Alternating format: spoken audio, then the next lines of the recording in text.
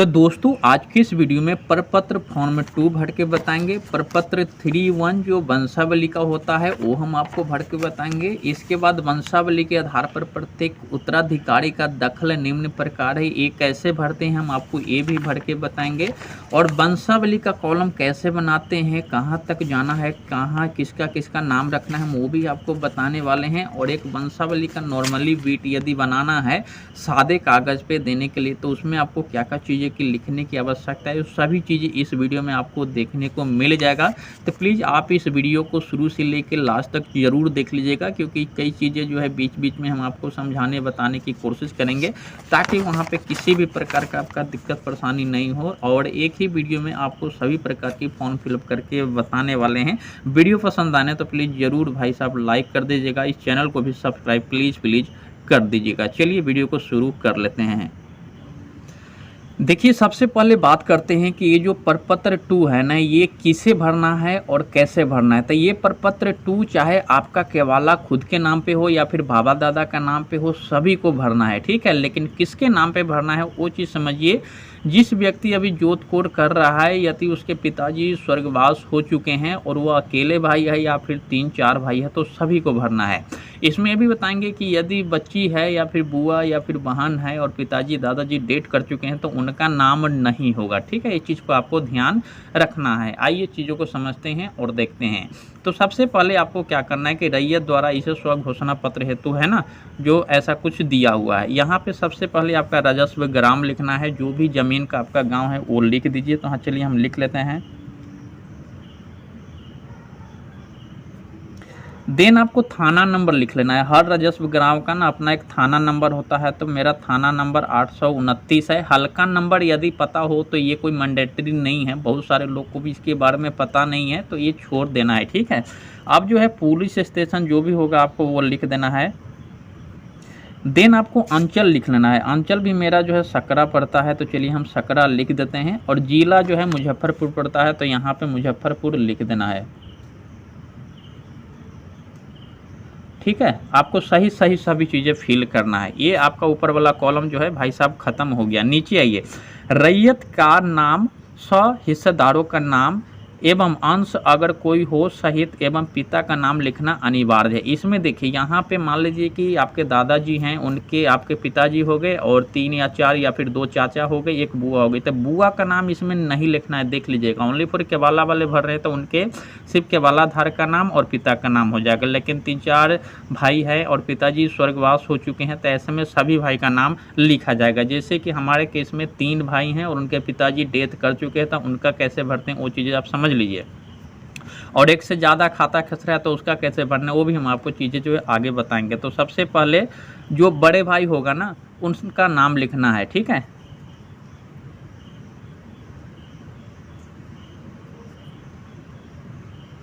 ये बड़े भाई का नाम हो गया। उसके बाद जो है हमारे केस में पप्पू सिंह, ये उससे छोटे वाले का नाम है, ठीक है।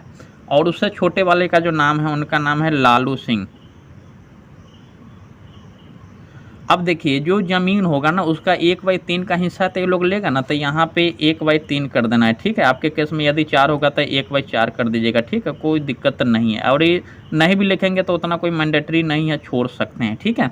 ये हो गया, ये 3 भाई है ना, तो 3 भाई। अब इनके पिताजी का नाम लिखना जरूरी है, यहाँ पे पिता कर दीजिए।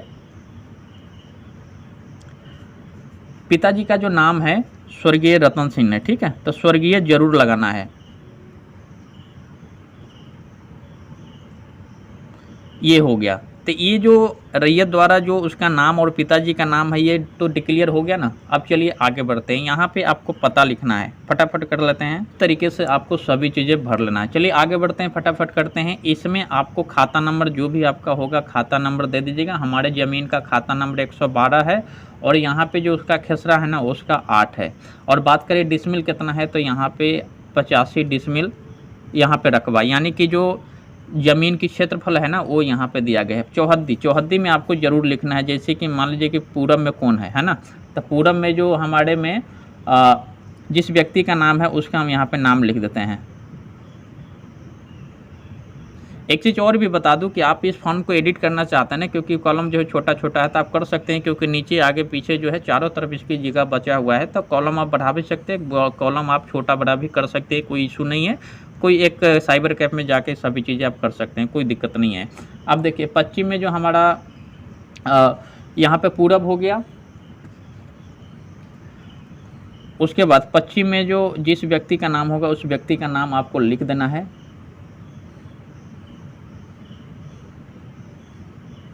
ठीक है, उसके बाद आपको क्या करना है, उत्तर या फिर दक्षिण, जैसे भी आपको चाहे वैसे कर सकते हैं, कोई दिक्कत नहीं है। और हमारे एक तरफ जो है ना उत्तर में यहाँ पे सड़क है, तो हम चलिए सड़क लिख देते हैं। आपके केस में कोई कॉलेज या फिर बात करें मंदिर मस्जिद या फिर नाला नदी भी हो सकता है, तो आपको वही चीज़ दर्शाना है, गलत नहीं लिखना है। अब यहाँ पे बोल रहा है कि किस्म ज़मीन का, तो हमारा जो ज़मीन है ना वो किस प्रकार की है, तो हमारे ज़मीन में जो खेती होता है तो हम यहाँ पे खेतीहर लिख देते हैं। ठीक है, खेतिहर लिख दें। लगान आपको पता है तो लिख दीजिए, नहीं तो छोड़ दीजिए, कोई मैंडेटरी नहीं है, लेकिन जमाबंदी नंबर लिखना अनिवार्य है, तो हम यहाँ पे जमाबंदी नंबर लिख देते हैं। जमाबंदी नंबर देखिए कंप्यूटराइज जमाबंदी नंबर भी होता है और ऑफलाइन भी। पहले कभी आपके रसीद कटाएंगे तो उसमें जमाबंदी नंबर थाना वगैरह सभी चीज़ें लगान वगैरह दिया हुआ रहता है। ठीक है, अब यहाँ पे समझिए, यहाँ पे टोटल देखेंगे 1 2 3 4 5 6 7 8 9 10 11, टोटल 11 कॉलम दिया गया है ना। अब ये बोल रहा है कि आपका जो भूमि का जो दावा कर रहे हैं किस बेस पे कर रहे हैं, आप कोई उत्तराधिकारी यानी कि पूर्वज का जमीन है, दादा परदादा या फिर दान या फिर केवाला है या फिर बंदोबस्त, या जैसे कि देखते होंगे गांव में भी बहुत सारे ऐसे लोग हैं जिनका ज़मीन नहीं था लेकिन सरकार को बंदोबस्त करके दे दिया, तो उसमें बंदोबस्त या फिर कोई अन्य है तो अन्य कर देना। तो हमारे जो इस केस में उत्तराधिकारी, तो चलिए हम यहाँ पे उत्तराधिकार लिख देते हैं।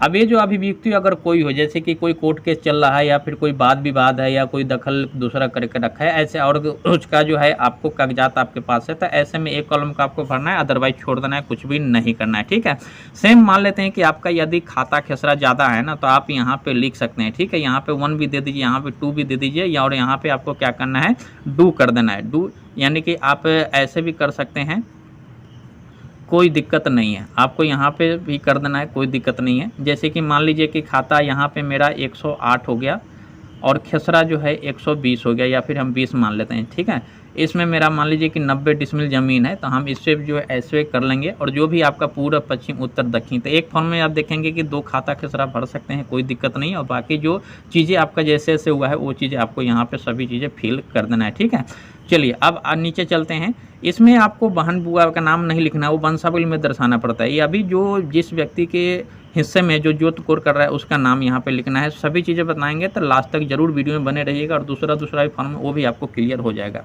यहाँ पे देखिए, यहाँ पे 3 लोग हैं ना, तो यहाँ पे जो भी मैं वाला कॉलम होगा ना आपको काट देना है। मैं वाला में क्योंकि अकेला होता है ना, तो यहाँ पे कई लोग हो जाते हैं, तो इसे आपको, जैसे कि ये देखिए मेरी जानकारी, ये क्या बोलता है कि हम घोषणा करते हैं कि स्वघोषणा में की गई प्रविष्टि हमारी जानकारी में सही है। स्वघोषणा में किसी गलत प्रविष्टि के लिए मैं, यहाँ पे मैं काट दीजिए, हम जवाब दे हूँ है। ठीक है, अब यहाँ पे इस प्रपत्र को 2 प्रतियों में जो है दाखिल किया जाएगा। एक प्रति आवेदक को प्राप्तकर्ता पदाधिकारी कर्मी द्वारा हस्ताक्षर तथा आवेदक की तारीख एवं क्रमांक अंकित करके प्रमाण पत्र के रूप में लौटाया जाएगा। देखिए, यदि आप ऑफलाइन अंचल पे जाके जमा करते हैं ना, तो इससे आपको 2 प्रोफार्मा भर लेना है। एक तो सभी जो डॉक्यूमेंट देंगे उसके साथ ही देंगे तो आपका जमा हो जाएगा। दूसरा प्रति आपको जहाँ पे डेट तारीख अपना स्टाम्प सिग्नेचर वगैरह करके वह पदाधिकारी आपको वापस कर देगा। अब यहाँ पे आपको स्थान लिख देना है, आप अपना घर जो गांव है ना उसका ही दे दीजिए, और यहाँ पे तिथि दे देना। जैसे कि मान लीजिए आज 13 तारीख है या फिर 14 या फिर जो भी है वो आपको यहाँ पे फिल कर देना है। यहाँ पे आपको साइन कर देना है। देखिए, यदि अलग अलग बनाते हैं ना तो सिंगल या फिर आप ज्वाइंटली है तो सिर्फ एक व्यक्ति भी यहाँ पे साइन करेगा, चलेगा, कोई दिक्कत नहीं है। यदि आप अंगूठा लगाते हैं तो थंब लगा देना है, बगल में नाम लिख देना है, कोई दिक्कत नहीं है। यहाँ पे देखिए मोबाइल नंबर देना जरूरी है, तो चलिए यहाँ पे मोबाइल और आधार मांगा जाता है, चलिए, ये आपका फॉर्म जो है कंप्लीट हो गया। अब प्रपत्र 2 के हिसाब से ही आपको सभी चीज़ें फॉर्म जो है भरना पड़ता है, तो प्लीज़ वीडियो में आगे भी बने रहिएगा, आपको समझ में आ जाएगा। देखिए वंशावली कैसे बनता है वो भी चीज़ें हम आपको थोड़ा सा बता दूंगा। अब चलिए सीधे हम जो ये वंशावली वाला जो है ना, ये प्रपत्र 3(1) ये हम आपको भर के जल्दी जल्दी बता देते हैं। तो आपका जो भी अंचल होगा आपको भर देना है। जैसे हमारे केस में यहाँ पे अंचल जो है सकरा है, ठीक है, तो हम सकरा को फिल कर देते हैं। जिला जो है मेरा मुजफ्फरपुर है, मुजफ्फरपुर कर दिए। अब देखिए, स्वयं की वंशावली समर्पित करने के संबंध में उपरोक्त विषय संबंध में सूचित करते हुए कहना है कि मैं या हम लोग। तो यहाँ पे 3 लोग हैं ना, तो मैं को हम काट देंगे। जैसे कि मैंने अभी बताया कि जो आपका प्रपत्र 2 है ना, इसी के अकॉर्डिंग ये भी आपको भरना है। तो ये चीज़ को आपको ध्यान रखना है, ठीक है। अब देखिए यहाँ पे श्रीमती को हम काट देते हैं, यहाँ पे बिंदु सिंह लिख देते हैं। और इनके पिताजी का जो नाम था ना, स्वर्गीय रतन सिंह था। तो आपके केस में जो भी होगा लिख दीजिएगा, गलती नहीं कीजिएगा। पुत्र है पुत्री है कौन लगते हैं, तो हमारे केस में ये यहाँ पे जिस व्यक्ति का से जो ये आप भर रहे हैं ना प्रपत्र 2, तो उनका नाम यहाँ पे होगा और पिताजी का जो नाम है ना इधर होगा। काफ़ी लोग गलती कर देते हैं, तो पिता का नाम इधर होगा जो स्वर्गीय में होंगे, ठीक है। तो पुत्री काट दीजिए, पत्नी काट दीजिए और यहाँ पे स्वर्गीय लगाना अनिवार्य है। तो पिताजी का जो इनका नाम था वो रतन सिंह है, ये लिख दिए। और दूसरा जो है ये भी आपको श्रीमती काट देना है। दूसरा पप्पू सिंह थे, तो पप्पू सिंह को हम यहाँ पे दर्शा देते हैं। अब देखिए यहाँ पे जो दिया गया है ना, इसे भी समझना जरूरी, बहुत इंपॉर्टेंट है। यहाँ पे देखिए श्रीमती, ऐसा केस क्यों दिया गया। मान लीजिए किसी की यदि उसकी पत्नी के नाम पे ज़मीन होगा तो कैसे लिखेगा, स्वर्गीय होगा, तो ऐसे में वो लिखना पड़ेगा। इसीलिए यहाँ पे पुत्री या फिर पत्नी का जो रिलेशन है, ये दोनों के बीच में क्या रिलेशन है वो जो है दर्शाया गया है। मान लेते हैं कि आपके केस में यदि 4, 5 या फिर 6 या फिर ज़्यादा है ना, तो इस फॉर्म को आप एडिट कर सकते हैं। ये जो कॉलम है ना आप बढ़ा सकते हैं, जितने भी लोग होंगे सभी को इसमें नाम आना चाहिए, ठीक है। एक जो लालू देवी ना, हम इसको यहाँ पे फिल कर देते हैं। यहाँ पे एक लालू सिंह बचा हुआ है ना,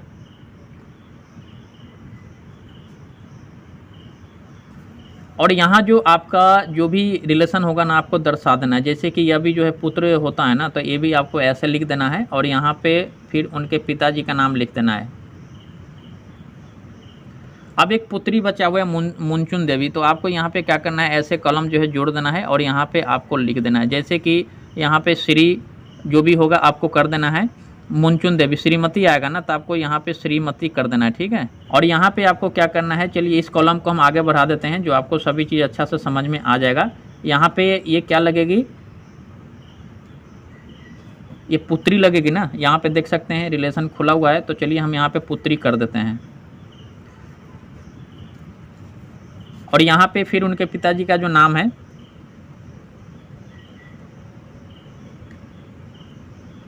ये आपको यहाँ पे दर्शा देना है। इस तरीके से आप इसमें बुआ या फिर बहन जिनके पिताजी डेथ कर चुके हैं तो उनका भी सभी चीज़ें आप इसमें लिख सकते हैं, कोई दिक्कत नहीं है। अब बोल रहा है कि इसका पता क्या है, जो इस व्यक्ति का है उसका पता क्या है, तो निवासी कहाँ क्या है ना। तो ये जो है ना निवासी में आपको अस्थाई या फिर अस्थाई है जो भी आप कर यहाँ पे लिख सकते हैं, नहीं भी करेंगे तो उतना कोई मैंडेटरी नहीं है। अब यहाँ पे ग्राम का नाम लिख देना है, तो ग्राम का नाम में हम भरवारी कर देते हैं। इसमें देखिए बहुत सारा चीज़ ऐसा है कि जो आपको नहीं समझ में आता है तो छोड़ देना है, कोई उसके लिए बड़ी चीज़ नहीं है। लेकिन जो ज़रूरी वाली चीज़ें हैं ना, जो मेन है टॉपिक, वो आपको भरना जरूरी होता है। थाना कहाँ है, तो थाना जो है सकरा पड़ता है, तो सकरा यहाँ पर लिख देते हैं। अंचल भी जो है सकरा है, तो सकरा लिख देते हैं। जिला मुजफ्फरपुर हो गया। और जाति कौन सा है, तो जाति आपको यहाँ पे लिखना अनिवार्य है। तो चलिए हम यहाँ पे भूमिहार लिख देते हैं। इस तरीके से जो भी आपका जाति होगा ना, देखिए जो केवाला होता है, जो रसीद होता है, उस पर भी ये सभी चीज़ें लिखा रहता है, ठीक है। खतियान होता है उस पर भी, तो आपको ज़रूर एक बार चेक कर लेना है। अब यहाँ पे जो चीज़ें दिया गया है वो चीज़ें समझिए। यहाँ पे बोल रहा है संलग्न प्रपत्र 2 में अंकित है। यहाँ पे जो भी जैसे कि जिसका विवरण आवेदन के साथ संलग्न कर रहा है ना, प्रपत्र 2 में अंकित है, इनके पिताजी का क्या नाम है वो यहाँ पे लिखना है, ठीक है। तो पिताजी का नाम जो है रतन सिंह है, तो रतन सिंह हम चलिए हम यहाँ पे लिख देते हैं। इनके पिताजी जो है स्वर्गीय हो चुके हैं, तो यहाँ पे ऑलरेडी पहले स्वर्गीय कर दिया है, रतन सिंह यहाँ पे लिख देते हैं। आपके केस में जो भी नाम होगा लिख दीजिएगा। और इनके पिताजी का अब नाम जो है पूछा जा रहा है, उनके पिताजी का क्या नाम था, तो उसे भी देख लेते हैं। तो रतन सिंह के जो पिताजी का नाम था ना पुष्कर सिंह था, तो यहाँ भी स्वर्गीय लगा देते हैं। और इनका भी जो ग्राम है भरवारी था, भरवारी लिख दीजिए। और यहाँ पे जो राजस्व ग्राम अंचल, ये सभी चीज़ें आपको यहाँ पे लिख, जो राजस्व ग्राम है वो कहाँ पे पड़ता है, तो ये भी जो है भरवारी पड़ता है, अंचल सकरा पड़ता है। कि जमाबंदी क्रमांक संख्या, जो भी आपका जमाबंदी क्रमांक संख्या है ना, जैसे कि आपने जो यहाँ पे लिखा है ना जमाबंदी, वो आपको और खाता खसरा इसमें लिखना पड़ेगा, ठीक है। अब यहाँ पे देखिए ये बोल रहा है कि आपने जमाबंदी क्रमांक संख्या तो लिख दिया, में प्रविष्ट थे कि, अब यहाँ पे आपका उत्तराधिकार के वाला या फिर जैसे आपका प्राप्त हुआ वो आपको यहाँ पे लिख देना है।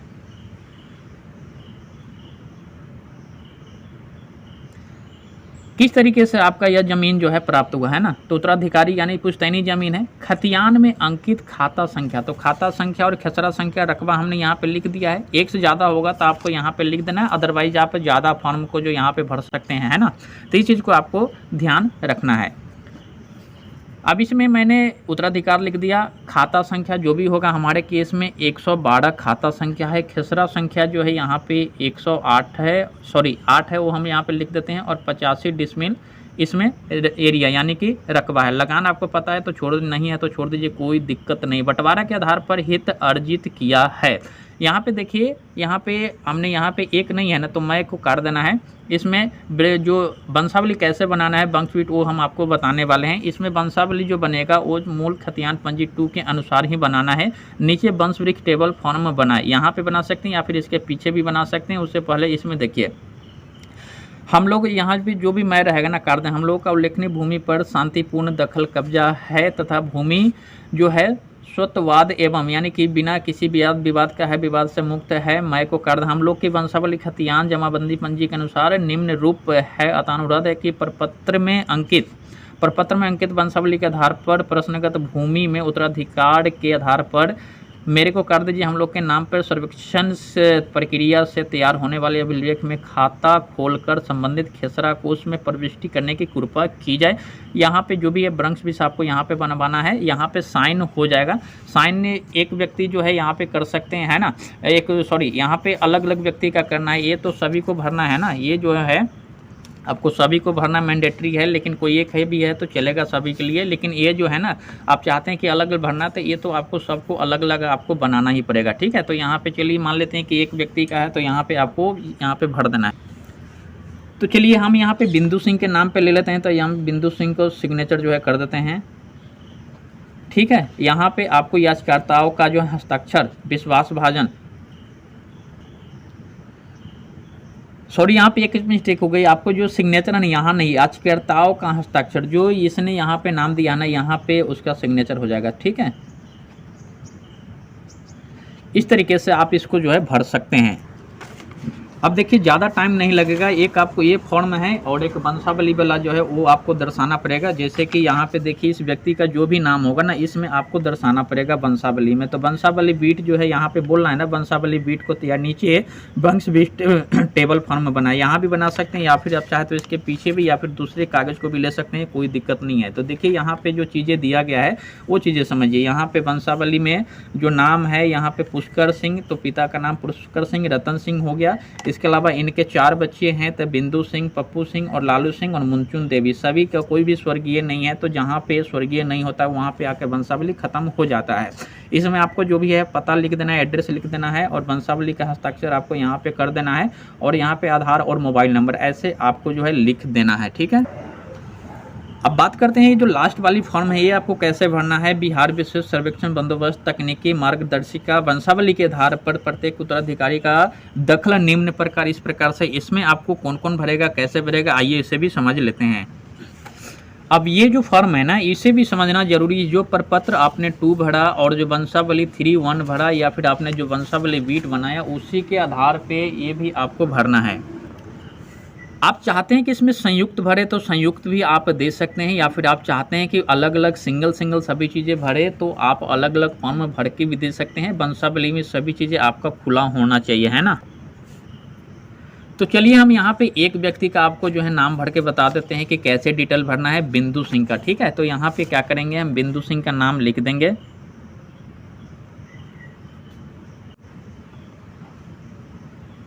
ठीक है। खाता खेसरा, जो भी आपको खाता खेसरा यहाँ पे लिख देना है। यहाँ पे खेसरा नंबर 8 है और जो यहाँ पे रकबा है ना वो 85 डिसमिल है। तो हम यहाँ पे लिख देते हैं चौहद्दी। आपको पूरब में कौन है, पश्चिम में कौन है,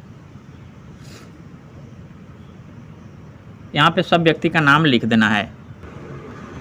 यहाँ पे आपको क्या करना है, यहाँ पे रकबा लिख दीजिए, यहाँ पे पूरा चौहद्दी लिख दीजिए, जमाबंदी नंबर दे दीजिए। यहाँ पे मैं है तो यदि सिंगल है तो आपको हम लोग को कर दीजिए, यदि सामूहिक है तो हम लोग रहेगा। ठीक है, आपको चीज़ें देख लेना है। अब इसमें जो भी आपका डाटा उपलब्ध है ना, जैसे कि जमाबंदी, मृत्यु तिथि जो है, जो रैयत है, आपके बाबा दादा का जो मृत्यु तिथि या फिर उसकी कुछ भी डेथ सर्टिफिकेट आपको लगा देना है। जमाबंदी संख्या के विवरण आप रसीद दे सकते हैं। कोई यदि खतियानी नकल वगैरह तो आप वो भी दे सकते हैं। दावा का जो दस्तावेज आप वो दे सकते हैं। यहाँ पे कोई कोर्ट का कोई आपको कोई प्रति मिला है तो आप वो दे सकते हैं, या फिर जो मृतक के वारिस होने का संबंध है आप वो दे सकते हैं। और यहाँ पे आधार कार्ड और वोटर कार्ड की छाया प्रति आपको सभी चीज़ें संलग्न करके देना पड़ेगा। और जितने भी कागजात होगा ना उसमें आपको ये तीनों चीज़ें देना पड़ेगा।